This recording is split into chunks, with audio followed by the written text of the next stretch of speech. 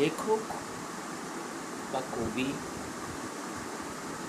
যখন কোনো কবিতা লেখে তার পিছনে একটা প্রেক্ষাপট থাকে, তার পিছনে একটা ভাবনা চিন্তা থাকে। সেই কবিতা পিছনে ভাবনা চিন্তা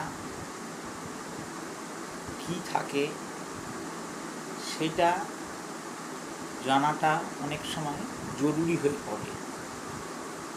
কারণ আমরা যদি সেই ভাবনা চিন্তাটা জানতে পারি তাহলে সেই বিশেষ কবিতাটা বুঝতে আমাদের কাছে অনেক সময় অনেকটা সোজা হয়ে যায়।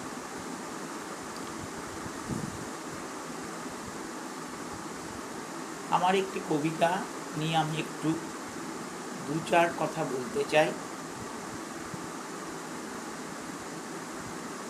ফুল সুন্দর, একটি ফুল সুন্দর, তার রূপ অসাধারণ, কিন্তু যদি আমরা একটা পাতা নিই তাহলে কিন্তু তার সৌন্দর্য বা রূপ অতটা আমরা অনুভব করতে পারি না বা থাকে না।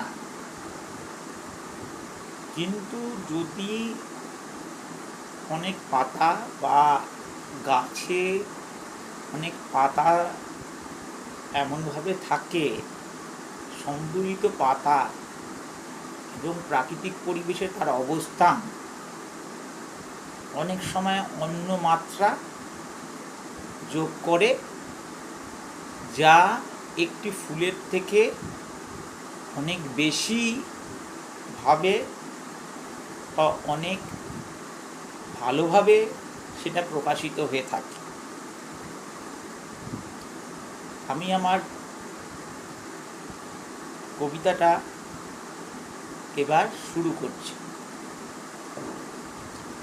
পাতা রাশি। চেয়ে আছি একটি ফুলের দিকে, কি সুন্দর তার রূপ, কি সুন্দর তার গঠন।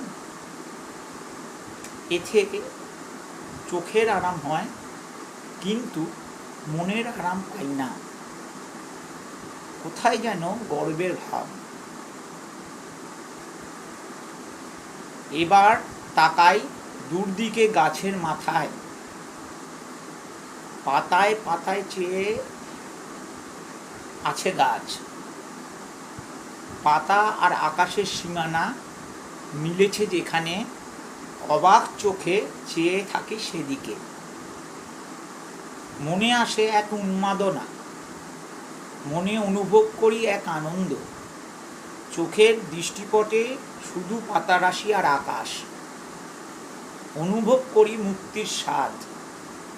এতে হয় না শুধু চোখের আরাম, পাই মনের শান্তি। নমস্কার।